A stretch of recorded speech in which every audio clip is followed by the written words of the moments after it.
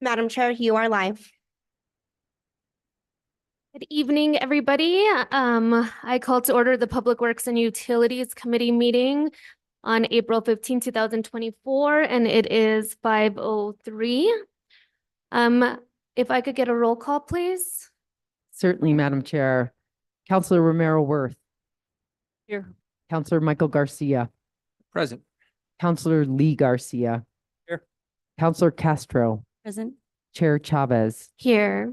You have a quorum, Madam Chair. Thank you. Next on our agenda is approval of the agenda. Is there any changes from staff? No changes from staff. All right, and do we have a motion? Move to approve. Second. We have a motion and a second. All those in favor signify by saying aye. Aye. Any opposed? See none, motion passes.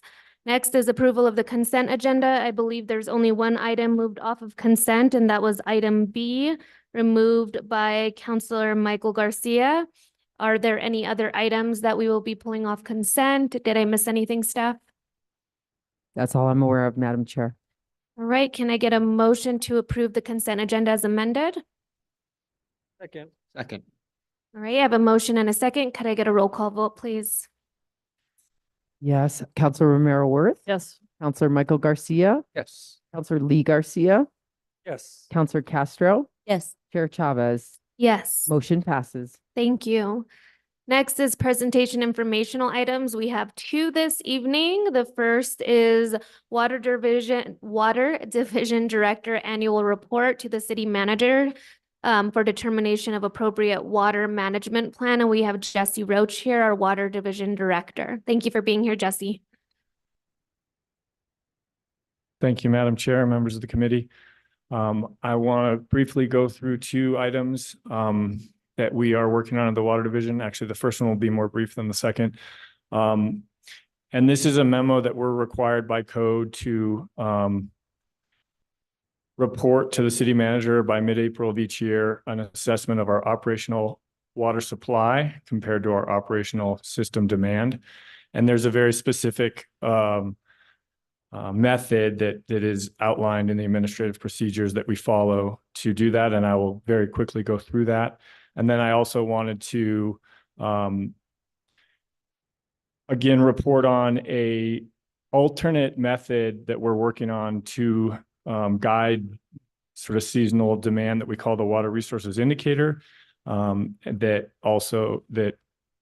results from that. So the administrative procedures that we need to follow lay out a way for us to define operational supply as a sum of what's available at the Canyon Road water treatment plant, what could be available at the city wells, what could be available at the Buckman well field, and what could be available at the BDD, and sum all those up. And that number is a very large 19,534 acre feet. Essentially, it's a theoretical maximum. We've never gotten anywhere near there. But it's an idea of what we might be able to produce if we had to. And then we compare that to an operational demand, which is spelled out as assuming that we need 130 gallons per person per day. And just for reference, we're more like in the 90, in the last few years, we've been between 87 and 97 gallons per person per day. So 130 is also an overestimate. But when you multiply the population served, which we estimated about 90,000 by 130 gallons per person per day, that comes out to almost 13,000 acre feet. For context, we this year produced almost 10,000 acre feet, so still quite a bit less than that. And in other years, we've been more around 9,000 acre feet. So when you compare those two numbers, the over 19,000 and about 13,000, there is plenty of a buffer. And so based on those two numbers, we do not recommend any emergency management policy be implemented for this year. The parallel methodology that we're piloting, and we've been piloting, we developed in 2021, and we've sort of been piloting in since 2022, is something we call the Santa Fe Water Resources Indicator. And this indicator is a combination of three different pieces of information. The first piece of information, which is weighted at 30%, is how much surface water we have available in our reservoirs and how much we could treat at the two surface water treatment plants, Canyon Road and Buckman Direct Diversion. That gets a 30% weight. Then there's a 40% weight given to how much groundwater we've used in the last 5 to 10 years. And so in understanding our well fields, we look at essentially it's a representation of the health of the groundwater aquifers. And then the third piece of information that goes into this is a representation of regional drought severity. And so that's the drought monitor. And so we use that and we weigh that to 30%. And so the idea there is that if we're regionally experiencing drought, even if we're in a good shape from groundwater and surface water perspectives locally, we do want to take advantage of the opportunity to let people know that that we're in drought, and conservation is always something that we're encouraging. So what I want to point out with when you put those three numbers together and you look back from the beginning of this century, 2000, this shows for the 24-year period that on a scale from 0, where 0 would be a water emergency, up to 10, where 10 is we're in as good a shape as possible. The water supply indicator suggested that in early 2002, we were essentially in an emergency. And then we've slowly been bringing ourselves out of that. And a lot of that, that had to do with conservation efforts and bringing the Buckman Direct Diversion online in 2011, which allowed us to rest our groundwater resources. So as a result of that, for the past several years, we've sort of been hovering between 6 and 9 in this water resource indicator. The piece that we don't yet have is what does that mean from a policy perspective? And so we're working on, in the Water Conservation Committee, developing responses for each of these 5 different levels of water supply. By both of these methods, the established administrative procedure method and the piloted water resources indicator, we don't recommend that any drought emergency or water management emergency be declared for this year. With that, I will stand for questions. Thank you, Director Roach. Are there any questions for our first informational item from committee members?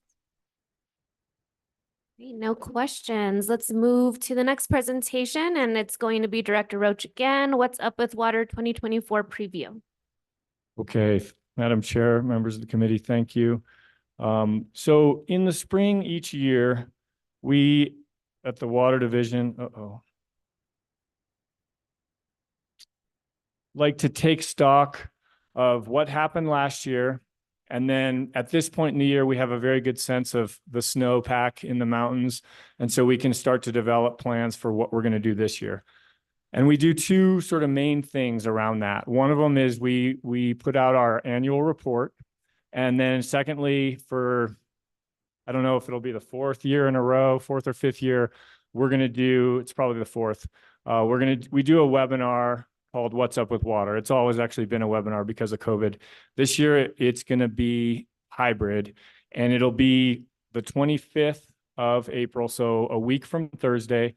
At 9 a.m., there'll be a session in this room, and then at 6 p.m., there'll be a session at GCC. And each of those will also be available by Zoom, and we will record those, and they'll be available on the web as well.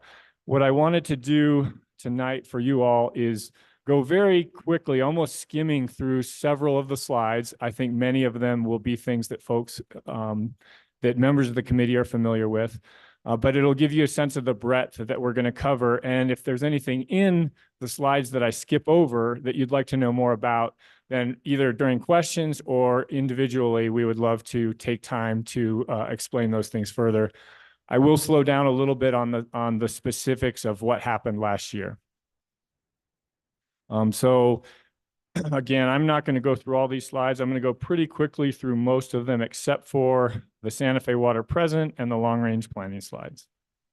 So some overview of the system, the 4 sources, a cool look at the Buckman well field, representation of of where we produced water from last year, and then a discussion of the past going back to 1925 and what sort of water we used through the years, and the big inflection when the city bought the utility and implemented conservation, and then also brought the Buckman Direct Diversion online. A look at the population served and the gallons per capita per day used and how that has changed through time. Also, the one thing that I will slow down here a little bit to talk about, because it is new information, is you see in this gallons per capita per day line that starts at 168 gallons per person per day in 1995 and drops all the way to 87 in 2019 and last year or in 2022, bounced back up to 97 this previous year. And that was a combination of two main things. One was that we had a hot, dry summer, and two was that we used potable water to irrigate turf. So we have seen some of that before. We've never seen the amount associated with turf, but we do expect that this number will drop back down in this current year, assuming that we don't need to utilize potable water or as much potable water on turf. Okay, and then additional graphs sort of telling the story about our history and our shift in the last 15 years away from groundwater and to surface water, and what that has done to our well fields. A discussion of the water resources indicator that we just talked about here. And then this is a key sort of visual that we've used over the past couple years. And what it's showing on the left is the total from 2014 through 2021, how much water we produced, what was the demand, a total of about 9,000 acre feet per year, of which the majority of it was surface water and a little bit of groundwater. And then the second bar is an estimate of how much we could have produced sustainably. And our definition of sustainably there is what's available as surface water is sort of by definition sustainable. And then the amount that we think we could take out of the ground without impacting the overall viability of the groundwater resource through time. And so we estimate that based on groundwater models at about 4,500 acre feet per year. So when you add those two together, we estimate about 12,000 acre feet a year of sustainable supply. And that's, and then a recent demand of about 9,000 acre feet per year. So a cushion of about 25%.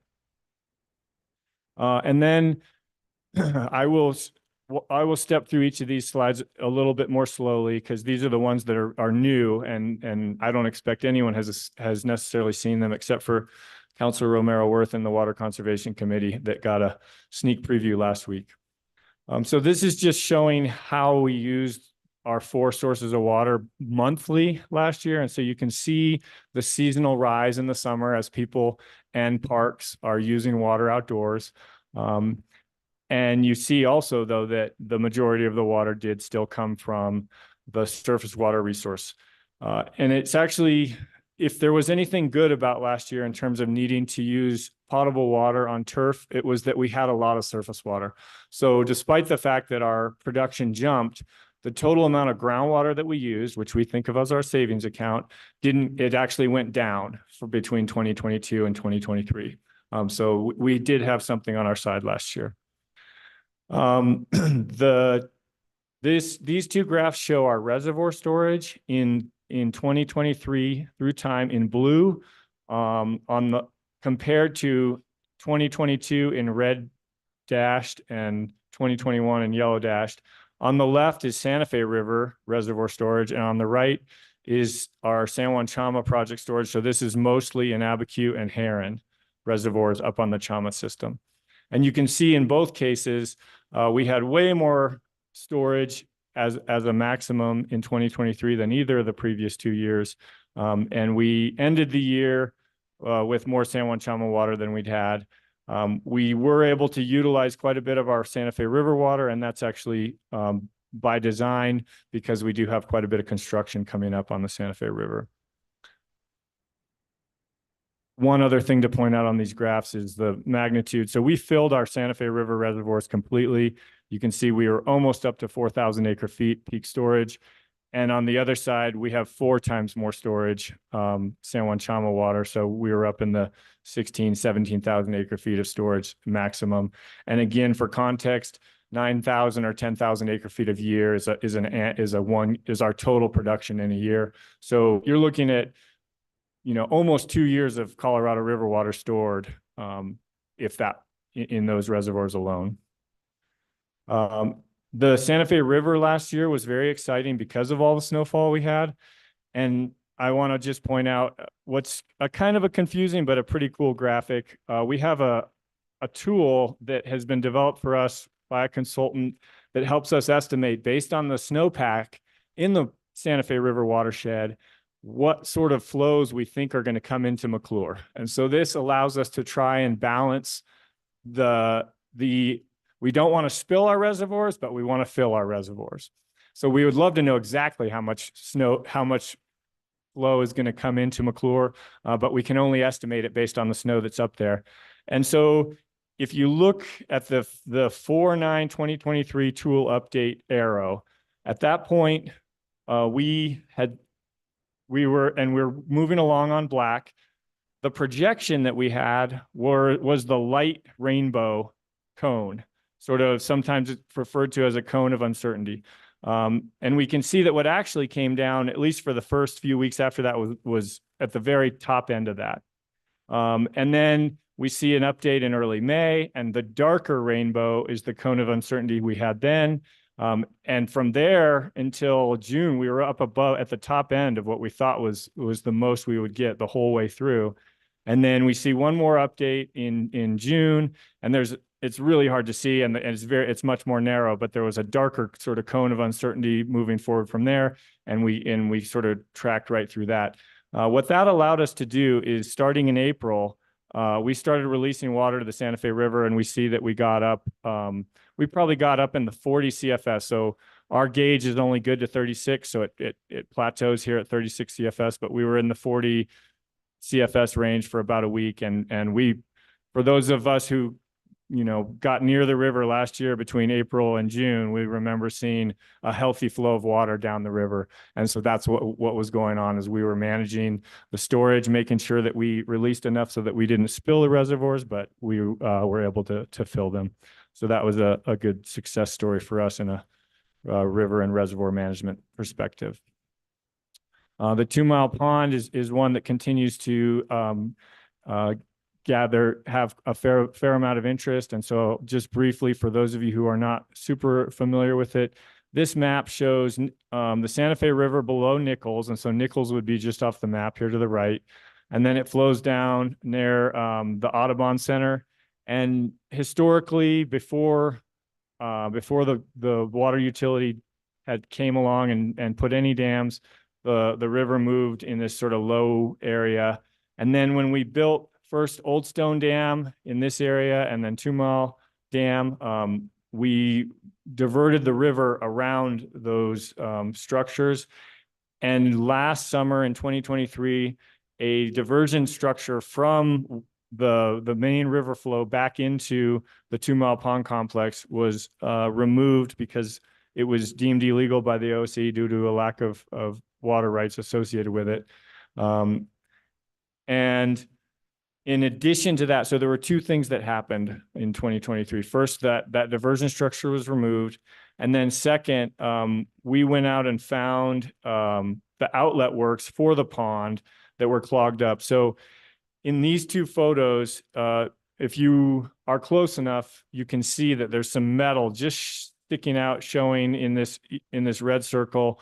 And then this red circle on the right shows the same metal, except from last week at the pond. And so the water level at the pond was reduced by a couple feet on this structure. And so you can see what the pond looks like now. But that was a change. And so there was a lot of concern. We had 4 public meetings to talk about, people's concerns and preferences for that area. And we now have hydrologic and ecologic monitoring underway to help us inform policy discussions and decisions around that riparian resource. A few large project updates to be aware of. In the BDD, we've been replacing GAC, which is essentially this light room size Brita filters. We replaced 2 out of 6 of them. And we replaced 2 out of 7 filter racks. And we're working on, we have released an RFQ for repair related to the settlement that we have. On Canyon Road, we're working on a big upgrade to the flocculation and sedimentation infrastructure, as well as updating the filters. At Nichols, I'll say a little bit more about that on the next slide. And at the well fields, we have a design for a rehab of the St. Mike's well, and we're working hard on pump tests of the Buckman well field to understand it better. San Juan Chama return, we have a 30% design, and we're very close on the OSE permit, and hoping for an EA by the end of the year on the federal environmental permitting, and working hard on what we call our pipe model, which is our representation of the system, in using it to evaluate sort of catastrophic supply disruptions and make sure and see where it might make sense for us to add resiliency to the system. And working towards something we call a digital twin, which would be a representation, the ability to run that model actually in real time, so that at any moment you could see, okay, this is what the model thinks the pressure and the flow are in the system over here, and then have sensors out there measuring the pressure and the flow. And so we can see issues arising before it's too late. And then Nichols, this is a big one, and we are poised to spend probably $18 million in about a year, maybe a year and a half, at Nichols, working on rehabilitation of the outlet conduit. This will improve the safety and extend the dam's life by addressing a potential issue associated with seepage. And so that's going to be a big project that you've probably already started hearing about, and you certainly will hear more about as the year goes on. And we have a similar flock sed upgrade at Canyon Road that we're hoping to get out to bid next month. I won't spend a lot of time on the financials here, but this information is in the annual report, which will be online before Wednesday of next week. And so I guess I should say also that we will bring a very abbreviated update to the full governing body next week, in conjunction with the release of the annual report. But I guess a couple of things to point out on the financials is that we expect to spend about $82 million in only 4 capital projects in the near term. And so that level of spending means loans. We're looking into different loan options. And when you start looking far enough down the line, the combination of this level of spending and the sort of inflation that we've seen in the last few years puts rate increases on the horizon for the water utility within the next probably 5 years. So as I mentioned, the annual report we just got a draft of it. We're reviewing it, and we expect to have it online before next Wednesday's council meeting. And we do take quite a bit of pride of trying to it's a 30-page document. It's full of figures. We try and make it readable. And I would say that the target audience for this report is the Public Works and Public Utilities Committee. So I hope you all will take a look at it and thumb through it and tell us what part of it is interesting to you, and what part of it, if there's something that you would like to see that you don't see in there, we would love to have that feedback. I'm going to skip over. Well, I will say manganese control. So for those of us who were around in 2022, we know that brown water became a big deal for the utility. We haven't seen it since then, but we do have several things that we're working on as a result of that to reduce the possibility that it happens again. We did a corrosion control study that confirmed that we have a lot of buildup of manganese. We're trying to do system-wide flushing event this year. We are, as we speak, there's some infrastructure being updated at Canyon Road to allow us to flush some of the more manganese-rich products of water treatment directly to the sewer. And then the Nichols update will eventually allow for us to aerate Nichols Reservoir, which will allow us to reduce how much manganese we use in treatment. And then lead and copper rule improvements are on the horizon, and we've developed an inventory of our mains, and we will be offering free testing of customer water for lead for anyone who lives in a house built before 1986, and sort of rolling that all out. So that'll be something that we'll hear more about this year. I'm going to skip through the San Juan Chama project slides, but Bill Schneider, who's here, will be presenting these at the What's Up with Water webinars. And there's a whole bunch of really great information in here that he will present on. And so if you can make it to What's Up with Water, this is your teaser of all the great stuff that you'll get to hear about, including an update on the San Juan Chama return flow project. But I will stop here and point out that now this figure that we showed with only 2 bars in it is what would happen now once the San Juan Chama return flow project is in place. Then we estimate that it more than doubles our total surface water supply because we can utilize the Colorado River water so much more efficiently. And so in the near future, we expect our total sustainable supply to jump to about 20,000 acre feet from the 12,000 that we are now. And so that'll put us briefly in a comfortable position from a water resources perspective. And then finally, I will say, but we can't sit on our hands even if and when that's in place, because we don't know what climate change will do to our supply. We expect that it'll reduce our total supply by 1/4 to 1/3 by the end of the century.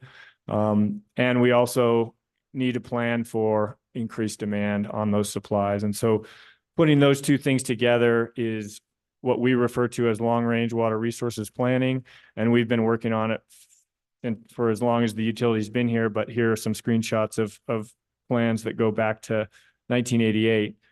And the latest one that we're working on now, we have worked through. In 2020, we developed a planning process with public feedback. In 2022, we presented our demand projections to the public. And this year we'll present our supply projections. And next year, put those 2 things together and look at what we want the future to look like. And so that'll be a place where the public again becomes we don't just present to the public, we then are soliciting feedback because it becomes a question of values. And then finally, use that information to develop 40 and 80-year plans, and then repeat the process. So with that, I will stand for questions. Thank you, Director Roach. Are there any questions from committee members? Councilor Castro? Thank you so much. I appreciate it. I had just a couple questions about rainwater collection and reuse in terms of our standards for new developments. Boy, I might have to get back to you on that because that fits a little bit more into code. And so I know that from a water perspective, we do have incentives for rainwater collection. And I will say from a sort of high level perspective, we would really like to encourage use of rainwater, especially to offset use of potable water outdoors. So if a new development is coming along and they want their development to be green, we support that, but we would like it to be green with as much rainwater and as little utility water as possible. But in terms of what our requirements are for new developments, I'll have to get back to you or have somebody who's more familiar with the building code answer that question. Thank you. No worries. We'll follow up off mic, I guess. But I appreciate it and I cede the floor. Thank you, Councilor Castro. Councilor Lee Garcia? Thank you, Madam Chair. Thank you, Director Roach, for the presentations. Couple of quick things that kind of piqued my interest as you were going through the presentations. If you can elaborate a little bit more on the tool, and the reason I ask, the tool that's used to monitor the snowpack and the water coming off the mountain.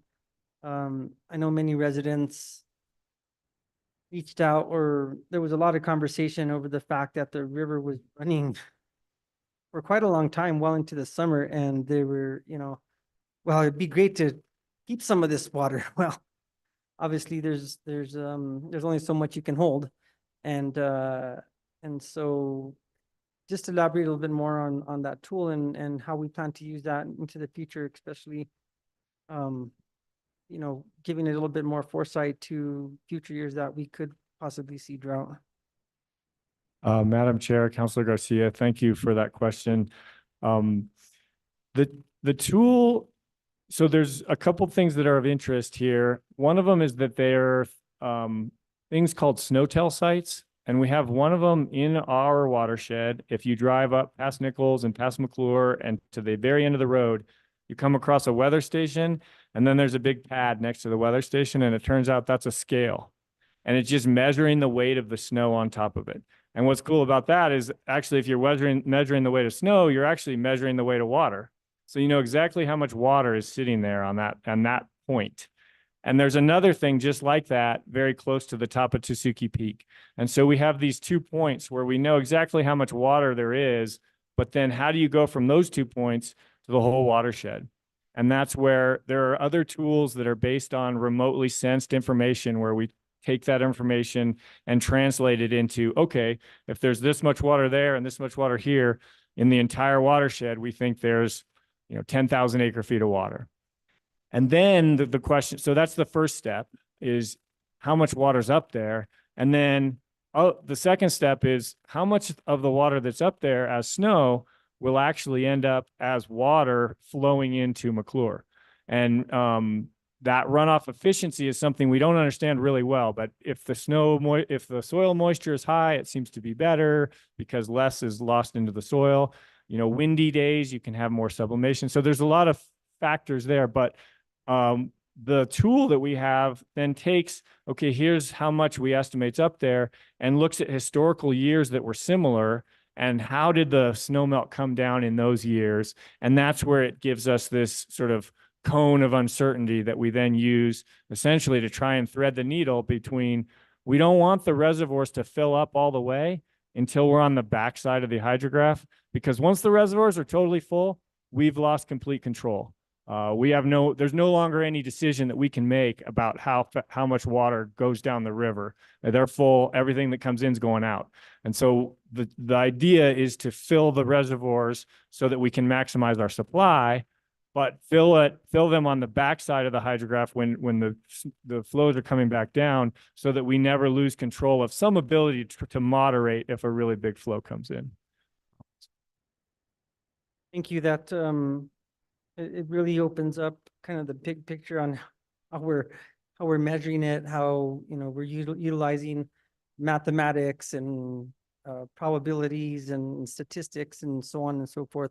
You want to take a look at how the water is flowing down and the calculation of flows per acre feet or so on and so forth. And so I don't know all of the exact technical terms, but I think that's really important for people to understand, is that as we're getting into now the runoff season, people will start seeing the river running, and why aren't we using it for our fields and things of that nature. And so as long as people are aware what the process is and how we're doing that.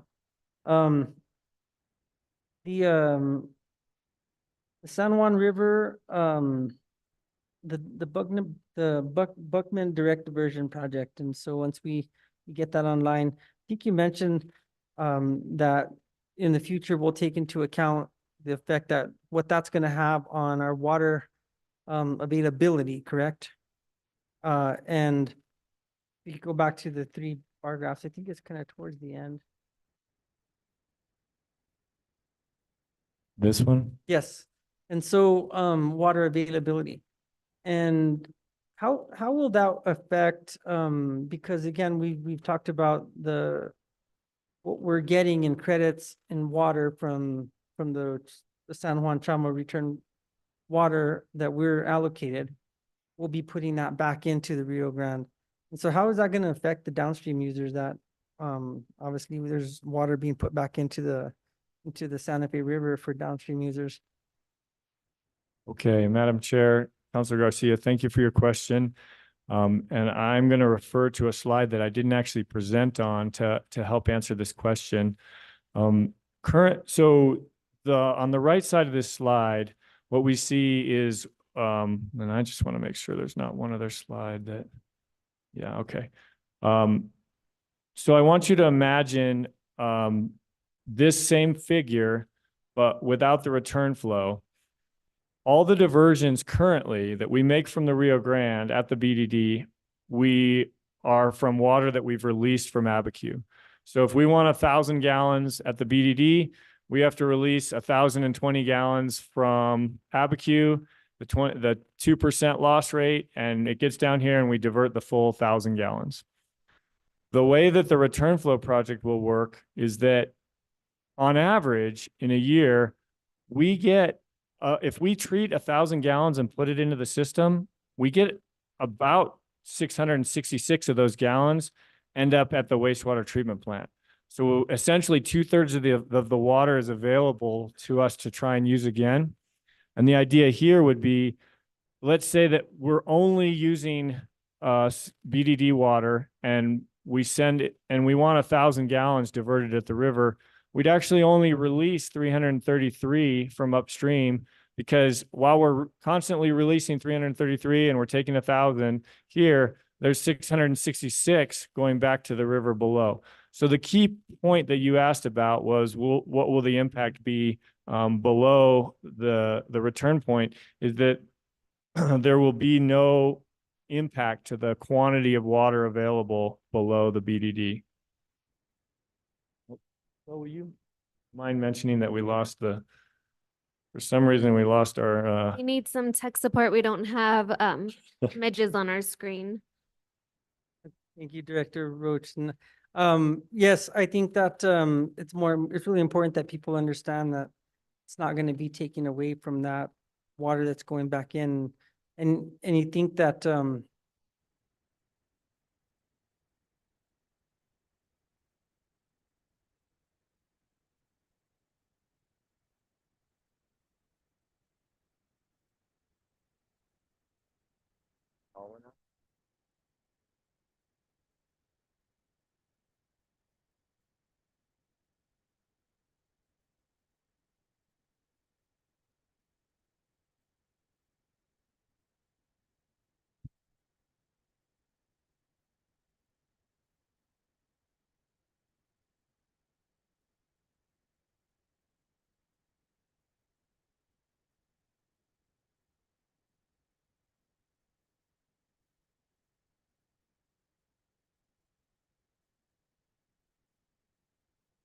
Thank you, Izzy.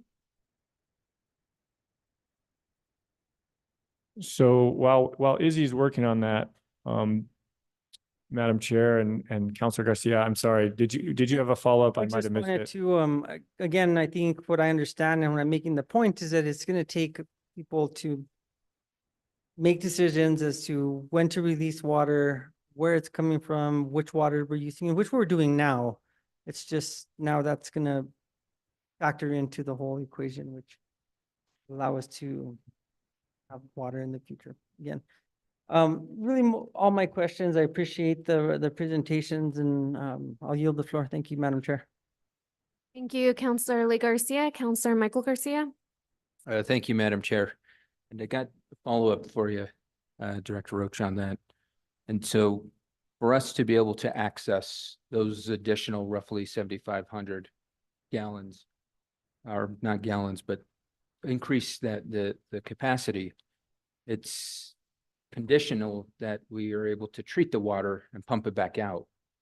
So my question is, when do we hope to have the return flow pipeline up and running? Madam Chair, Counselor Garcia. So we have a 30% design and we're basically done with the state permit. We now have a federal permit that is a significant next step for us.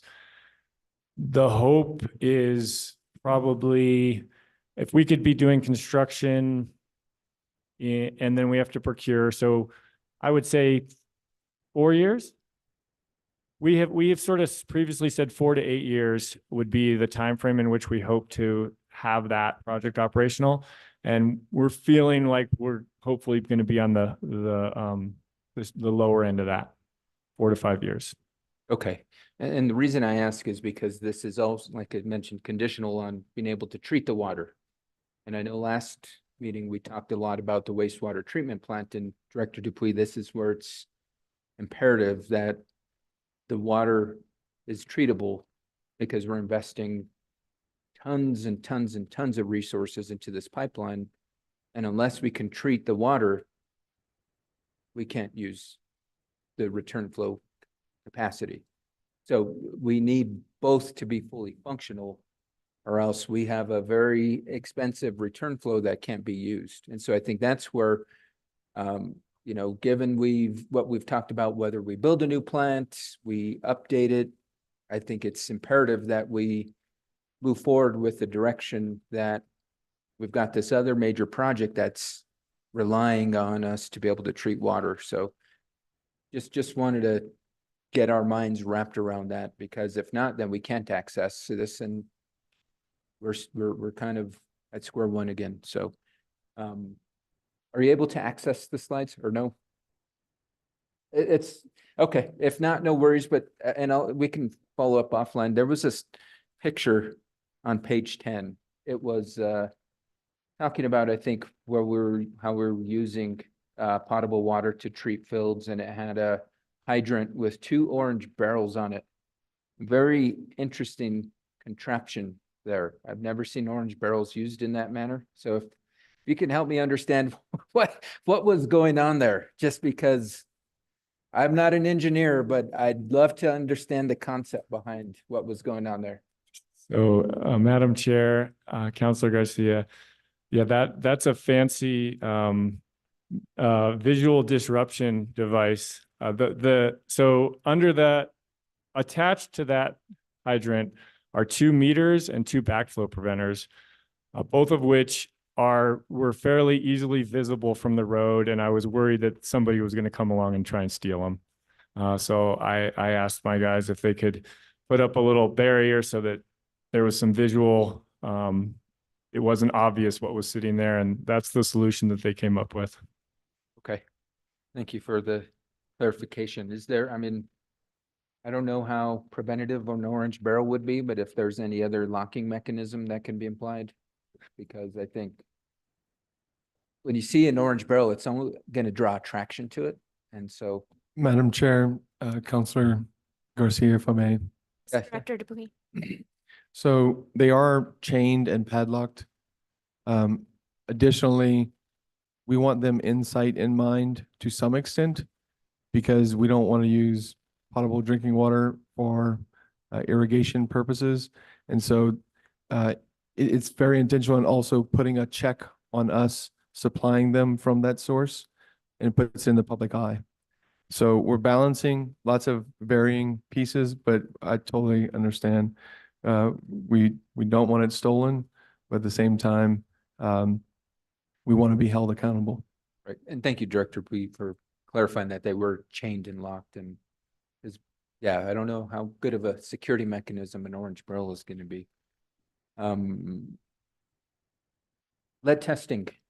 Are you working with comms team to make sure the entire residency of Santa Fe is well aware of the opportunity for free testing? And if not, I would just recommend that we at minimum do some advertising in the utility bills. You know, we can go beyond that and do social media promotion, but this is something, especially because it's older homes, you might have older residents where social media might not be the way to get a hold of them, where utility bills, people usually see that and notify them, but didn't know what your plans were, but it sounds like there were plans, and I just wanted to throw some recommendations your way.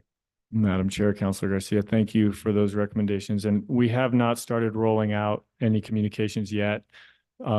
We do have a plan, and we're actually about to start the very tip of the iceberg of that with about 100 homes with certain type of service line that's not lead, but we are out of abundance of caution, we're going to replace those service lines. And so we're letting those residents know and sort of using them as the first phase of the rollout. And then we'll be rolling it out. We have to be fully implemented by October. So expect to see advertisement before then. And thank you for your recommendations. And good luck with the project. You spoke about 2 Mile Pond in the presentation, and then the studies being available or being worked on. Once the studies are completed, will all of that information, the reports, data, et cetera, be publicly available Yes. upon completion? And Madam Chair, Councilor Garcia, the information from the ecologic studies is going to be made available online on a quarterly basis. Okay. And the data from the hydrology studies will be made available on that basis for people who want it. But we will be providing a report with interpretation and quality controlled data on an annual basis. Perfect. Thank you. I know a lot of folks are really interested in that information, and providing it as it comes in a timely manner is great. Thank you, Director Roach.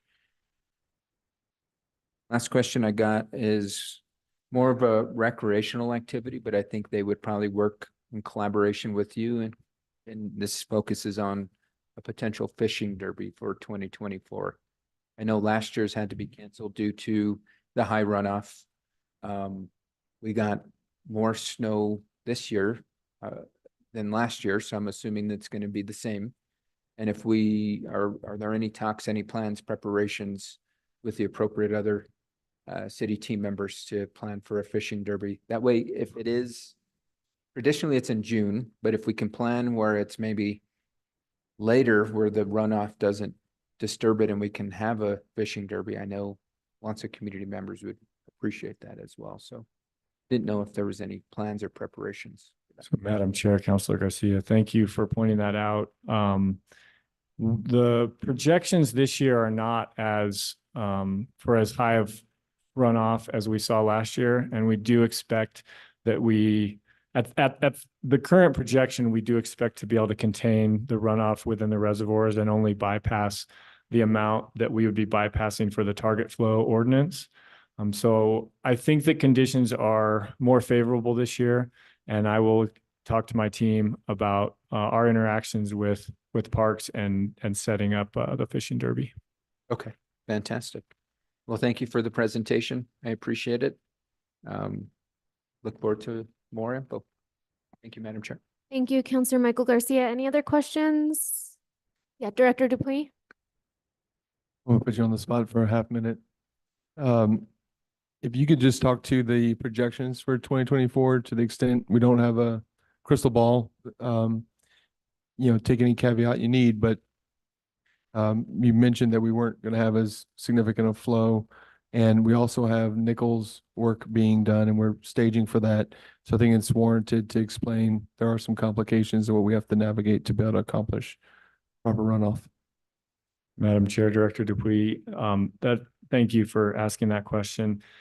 So the runoff is expected to be, or the amount of snowpack in the watershed on the 1st of April was above median, which means we expect a full 1,000 acre feet to be dedicated to bypass flows in the river, and a fairly solid supply.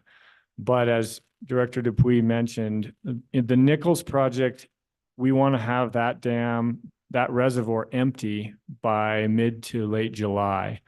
And so we're working hard to sort of load our treatment on that Canyon Road to the first half of the year so that we can have as much of the water utilized and have the lower Nichols Reservoir empty by the end of July. And then there's a period of time where they basically create a small cofferdam upstream of the main dam site in order to create a pool from which we pump all the water around Nichols completely. And so our ability to treat after that is going to reduce to about half. So the Canyon Road Water Treatment Plant, when the water quality is good, can treat about 10 million gallons per day. But we're going to be down to probably 4 million gallons per day because that's going to be the pumping capacity. So we are balancing, and Nichols is the smaller of the two reservoirs, and the further downstream. We also would like we would like McClure, the larger and the further upstream, to be as empty as possible as well, so that if we get a big storm, big monsoons or the relic hurricanes that sometimes blow through in September, we have space in that reservoir to capture those flows. So those are the things we're balancing on the Santa Fe River this year. Thank you, Director Roach. Any other questions?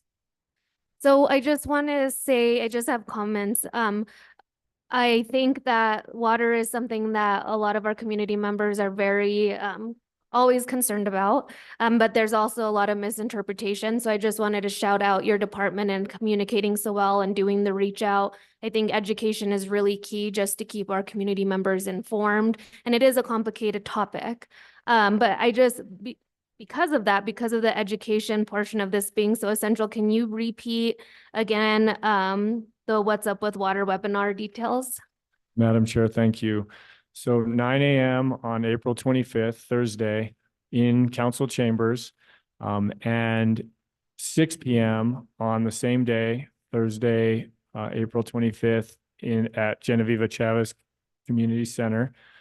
And each of those will also have a Zoom webinar link associated with it. To get that webinar link, you can go to santafenm.gov/water, and you'll find your way to that information. Thank you so much. Thank you, Director Roach. I appreciate the presentation. Thank you for being here. All right, we will move to our consent item that was pulled, which is item B, request for approval of a construction service contract with Hallis Construction, Inc. in an amount not to exceed $12,997,500, inclusive of New Mexico gross receipts tax and on-call construction services over 4 years. We have Scott Overly, Parks Project Administrator here, and I believe Councilor Michael Garcia pulled this. Do you want me to start with you? Sure. Just got a Okay. couple questions, Mr. Overly. Good to see you. First question, I'm just reviewing the memo, and one thing, just want to bring up a technical issue. I don't know if it was the way the packet was uploaded or whatnot, but when you click on the item, like if to view it versus download, it's inaccessible. So I had to download it to read the item. So just a heads up on that. It might be an IT issue, CrimeGov challenge. Quick first question is around the funding source. I know on the memo, looks like on page 1, it says funding sources various. And so can you just give a little more clarity around the different funding sources? Because various could mean many, many, many different things. Thank you, Madam Chair, Councilor Garcia. Yeah, the funding sources are listed out as various because we might have them coming from different sources, number one. Number two, might fall into design versus construction. So our line items need to be able to show that. This will all be carried under one project string so that we're able to track them all. Okay. And so I guess a follow-up to that is, in the fiscal year 24 budget, are there any funds budgeted for this? Fiscal 24, That's going up to right. June 30th. Madam Then- Chair, if I could for just a minute, I think it would help if we started at the beginning a little bit, Scott, and Councilor Garcia, Madam Chair. This is an on-call contract, which means the contract stands there, and as we get money for capital projects, which is pouring in at this point, The Parks team is receiving grants, capital appropriations. As those projects come in, then the funding becomes available and then we can cut a PO against the contract. Okay. I don't know if that's helpful, but that's where the funding comes from. For the most part, this is capital work done in our parks. And we already have quite a bit. So Swan Park has been funded. We know Fort Marcy was just funded in fiscal year in 2024. So as all those grants come in, this will be a mechanism to get that work done quickly and efficiently. Right. That's- Well, it definitely is helpful and I appreciate that, but I know that there's also some instances where, appropriations were used for unexpected / unanticipated GRT for Salvador Pettis. So sometimes there are other mechanisms and I think that's just wondering, it's great to know there's going to be, whether it's grants, state resources, federal resources, maybe even sometimes city resources. And I guess the question is, with city resources, it would come back before us to appropriate it. Or no, we're approving the contract at this moment. Madam Chair, Councilor Garcia, that is correct. Just wanted to make sure. I'm sorry, Madam Chair, Councilor Garcia, just to be exactly clear, the appropriation does come to the governing body, but once funds are appropriated for a project, so say you appropriated Parks team $2 million to make improvements at Fort Marcy over the next year, it would not come back to you. Once the funds are appropriated, then they would just cut the PO. Gotcha. Understandable. Thank you for the clarification. I thought you were talking about the contracts themselves. And so next question, multiple items that could be done. Synthetic turf for sports fields, natural turf, running track, etc. Do we have any identified projects as of yet, or is this just very open based on when resources come in and it kind of allows us to be able to say, well, we wanted to install synthetic turf at Regal Park, so we're good to go. Is that the intention around this, or do we have any identified projects? Councilor or Madam Chair, Councilor Garcia, yes, we do. We have some appropriations coming in for Swan Park, and we're looking at a multi-sport field there. Also out at Soccer Valley at the MRC, and Salvador Perez would be replacing that play field that's up front. So Okay. yes, there are targeted projects right now. Okay, fantastic.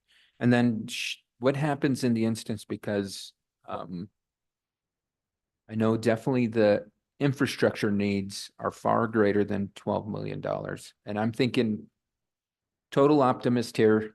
In 3 years, we reach that ceiling of 12 million, but other entities are willing to give us resources, or even the city to continue to invest.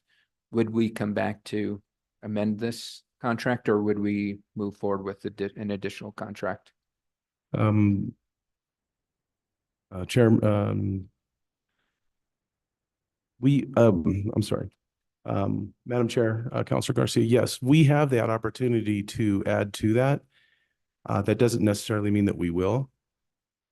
So that is a possibility, but we would have to come through as an amendment through the governing body first. Okay. And I'm just thinking, long term, because we've got the major project with Soccer Valley expansion, which right now, dependent on estimates, is upwards of $10 million.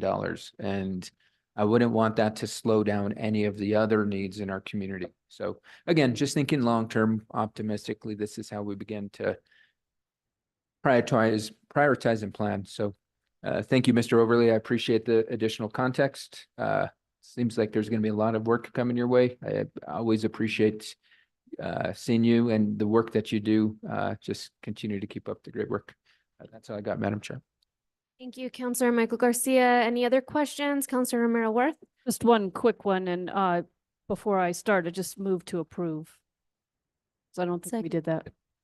Okay, and so is this on-call contract being put in place to handle how much of the legislative money that's coming forward? I think we've got something like $40 million across the city for various things. Is this on-call contract being put in place to handle some of that money?